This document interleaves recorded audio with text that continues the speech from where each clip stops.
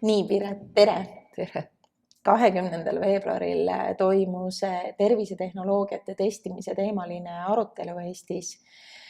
Mis sa arvad, kui palju meil on veel täitmata potentsiaali? Kui sa pead silmas, et kui palju meil on täitmata potentsiaali selleks, et meie inimesed saaksid nendele kasulikke, vajalikke digilahendusi tervises kasutada, siis väga palju.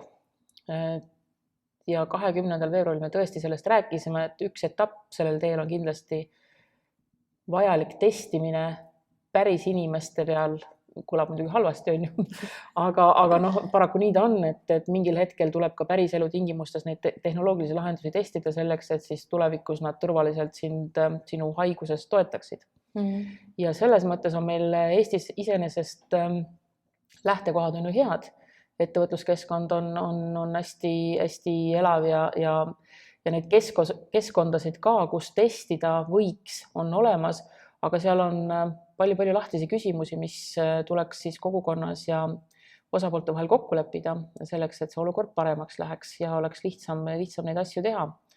Üks asi kindlasti, mis võiks seda potentsiaali palju suurendada, on see, kui suured haiglad näiteks võtaksid väga konkreetselt selle teema endal päevakorda ja ehitaksid üles sellised, ma ei räägi isegi mitte betoonist ja 3-korruselistest majadest, vaid ehitaksid üles enda haiglas sees sellised protsessid, mis võimaldaksid innovatsioonil nende enda probleemidele kiiremini lahendusi leida.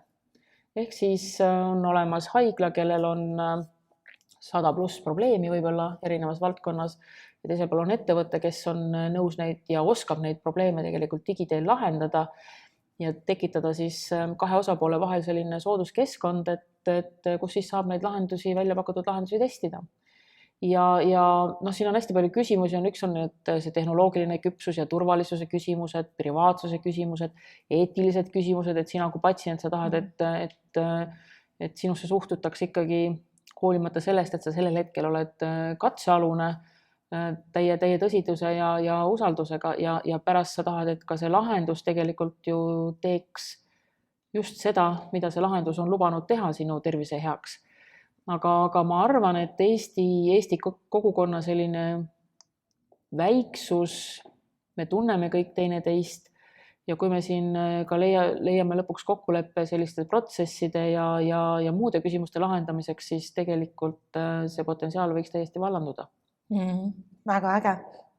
Sa tõid sisse selle, et Eesti on väike ja hästi palju räägitakse sellest kogu aeg, et väike Eesti, kiire ja paindlik digilahendusi juurutada.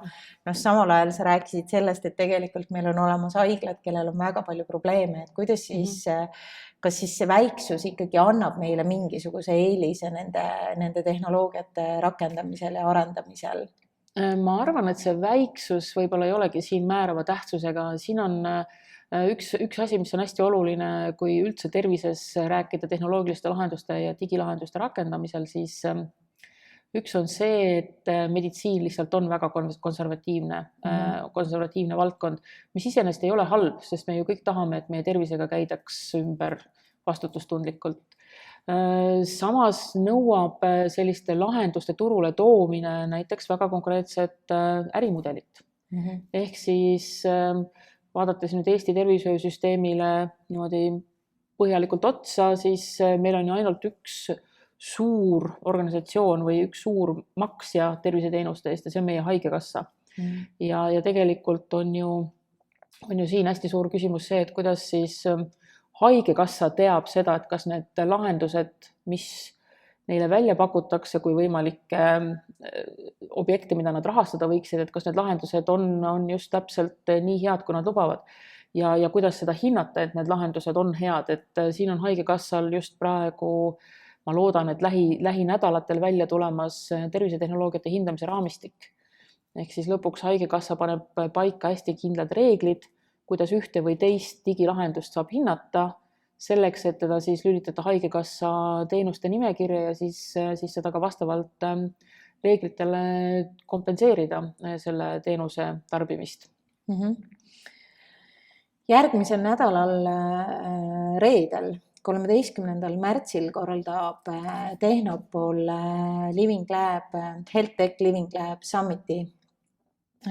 Ja see on tegelikult ProHealth projekti lõpuüritus, kus sa natuke annad meile aimdust ja tõstad seda Kalevit ja ütled meile, et mis on olnud peamised tähelepanekud ja edusammud?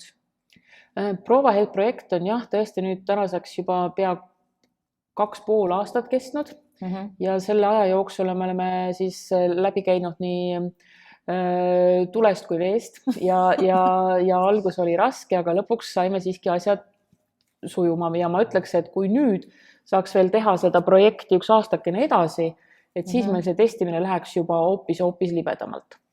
Ja selle projekti põhieesmärk oligi luua rahvusvaheliste testkeskkondade Living Labide võrgustik selleks siis, et kas siis Eesti lahendusi viia kas Taani või Soome või siis vastupidi tuua näiteks Läti tootja lahendus meile siia Eestisse. Ja mis see kõige suurem võib-olla õppetund sellest projektist oligi see, et kuidas rahvusvahelisele turule siseneda oma ühe või teise tootega.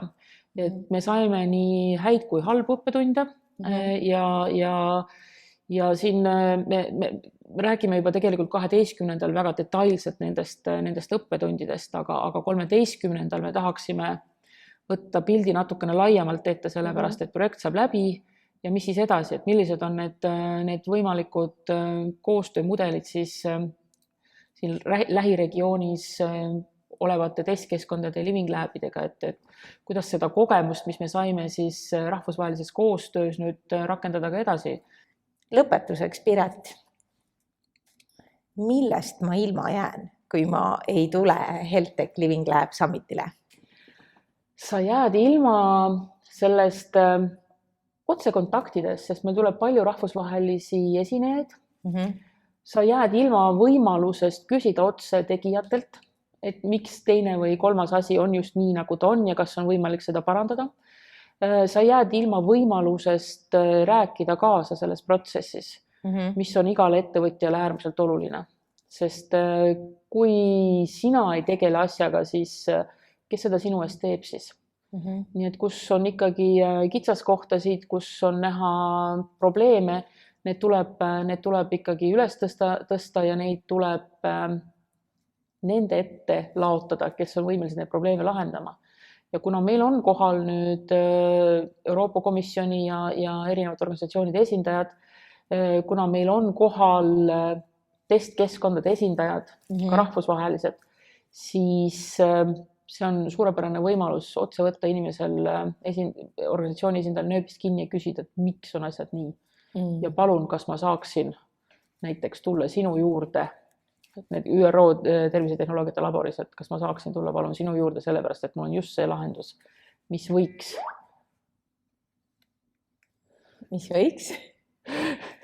Mis võiks mõnes riigis väga kriitilisi terviseprobleeme lahendada, mis meie jaoks tähendaks siis müügivõimalusi lahendustele ja teiselt poolt tähendaks ka siis võimalus probleeme lahendada läbi digilahenduste. Tundub, kõlab niimoodi, et jääksin väga paljust ilma. Mina igal juhul tulen kindlasti kohale. Kohtume seal. Kohtume 13. Kultuurikatlas. Aitäh!